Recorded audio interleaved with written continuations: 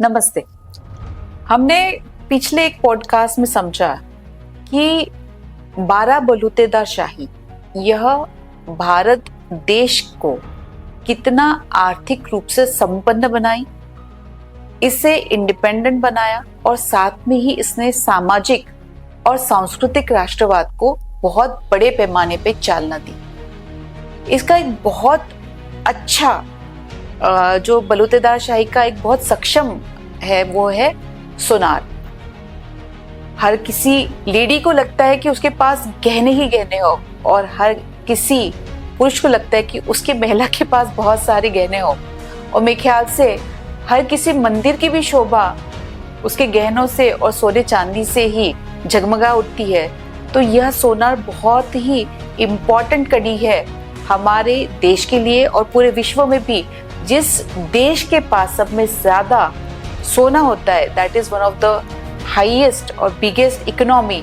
तो ये सोना बहुत महत्वपूर्ण है। हमारे साथ है श्री राजेश लोंदे जी, जो पीढ़ी दर पीढ़ी करीबन 500 से 700 साल तक यह सोनार इसी समाज में वही सोनार की का ही काम करते आए हुए हैं, और इन्होंने अपना नया फिर से बिजनेस स्टार्ट किया 35 साल से।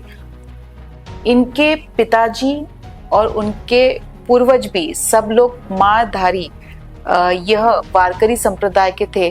तो मेरे ख्याल से आपको नरहरि सोनार जी के बारे में काफी जानकारी भी होगी। तो एग्जैक्टली नरहरि सोनार जी का और आपके उसका और वारकरी संप्रदाय का क्या कंट्रीब्यूशन है इस समाज को एकत्रित लाने के लिए या आगे कार्य करने के लिए? नमस्कार श्रोताली जी। सोनार समाज ने आज से 500-600 साल से काम कर रहा है कि सोने की कॉइन भी बनते थे। वो कॉइन भी सोनार ही बनाता था। अच्छा। मंदिर में जेवर जो बनते थे वो सोनार ही बनाता था, और जब भी राजा को फाइनेंशियल जरूरत हो तो सोनार ही हेल्प करता था, कर्जे के रूप में या फिर सपोर्ट के हिसाब से। तो सोनार समाज ने हमेशा जितने भी राजा थे या फिर अभी तक जो चल रहा है सपोर्ट ही करते रहे। तो सोनार समाज का बहुत बड़ा योगदान है इसमें। तो सोनार समाज का मैंने दो चीजें मुझे समझ में आ रही है, क्योंकि अगर देश को समृद्ध करने के लिए यानी उसका जीडीपी बढ़ाने के लिए एक्सपोर्ट में और इंक्लूडिंग आपके देश के ट्रेड में सोने का बहुत महत्वपूर्ण योगदान है। और साथ ही में जब वॉरफेयर होता है तो वॉरफेयर के अंतर्गत भी जो फाइनेंस का काम होता है वह सोने से होता है। तो उसको जो जितनी क्या म्हणतात त्याला झळाळी जी मिळाली त्या तलवारला, that is because of your community. That is a very important aspect. तो इवेंचुअली अभी जो आपने आपके पूर्वजों से भी सुना होगा और आप भी जो देख रहे, तो पहले के इस बिजनेस में और आज के बिजनेस में क्या अंतर है? देखो, पहले जो बिजनेस था सोनार ही करता था, पर अभी सब कारपोरेट और सब चीज़ें आने लगे, अलग अलग जिनके पास भांडवल है वो लोग बिजनेस में आने लगे। तो अभी सोनार समाज जो है वो आगे नहीं बढ़ रहा, वहाँ रुका हुआ है, क्योंकि टाटा भी आ गए, बिरला भी आ गए। तो ये सब कैपिटलाइज आने के कारण सोनार समाज में कैपिटल कम होने के कारण वो आगे नहीं बढ़ रहे। और आज की स्थिति है कि सोनार कारागिर है पर काम नहीं मिल रहा। तो आगे स्थिति सोनार समाज की बहुत ही खराब चल रही है आने वाले समय में। और इवेंचुअली आपका जो सेल्स है वो ड्रॉप हो गया, आपको कहना है कि कैसे, और लोगों का कैसा प्रतिसाद है? देखिए, छोटे छोटे जो दुकानदार है उनका सेल तो ड्रॉप होते गया। अच्छा। क्योंकि बड़े शोरूम आ रहे हैं, जैसे हम लोग के भी 6 शोरूम है, तो हम लोग सर्वाइव कर पाएंगे, और जो छोटे जो दुकानदार वो सर्वाइव नहीं कर पा रहे। तो इसके चलते आपको क्या लगता है कि किस तरीके से ये इस चैलेंज को किस तरीके से आपका समाज देख रहा है और क्या करना चाहिए? देखिए, समाज तो चाहता है कि कारपोरेट बड़े लेवल पे जो है वो उनका व्यवसाय छोड़ के ज्वेलरी व्यवसाय में न आए, यही चाहेंगे, पर ऐसा हो नहीं सकता है। बराबर। क्योंकि फ्रीडम है इंडिया में, कोई भी कुछ भी काम कर सकता है। पर इसके लिए गवर्नमेंट ने कुछ अलग से समाज को एक फैसिलिटी दे के उनको प्रोत्साहित किया, भांडवल की ये किया, तो सुनार समाज भी आगे बढ़ेगा। अच्छा, तो वन इज लाइक बहुत जो लैकिंग दिख रहा है, एक तो कि फंड अवेलेबिलिटी, लेकिन जैसे फंड अवेलेबिलिटी यानी कितने क्वांटम में लगेगा आपको, लाइक इसका मूल्यमापन कैसे करेंगे हम?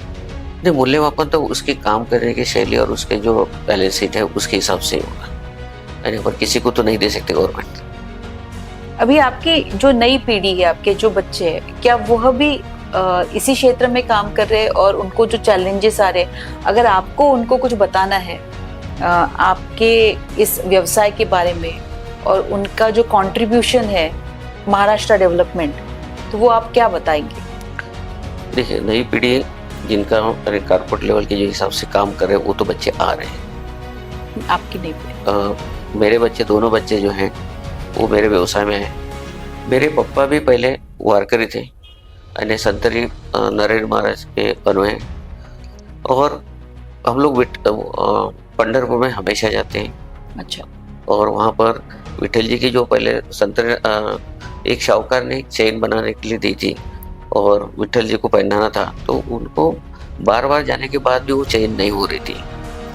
तो लास्ट में संत नरेंद्र महाराज जी के पास आए कि आप चेन लेके जाओ। जब वो चेन लेके गए तो उन्होंने आंखों पर पट्टी बांध दी थी, और पट्टी बांधने के बाद उन्होंने मूर्ति को जब हाथ लगाया तो उनको महसूस हुआ कि ये तो शिव है। तो उन्होंने बोला कि ये शिव भक्त है हम भी। तो शिव, और जब आंखें उन्होंने खोली तो वो विठल देखे उनको। इसका जो हुआ कि उन्होंने फिर वो चेन बरोज पहना दी।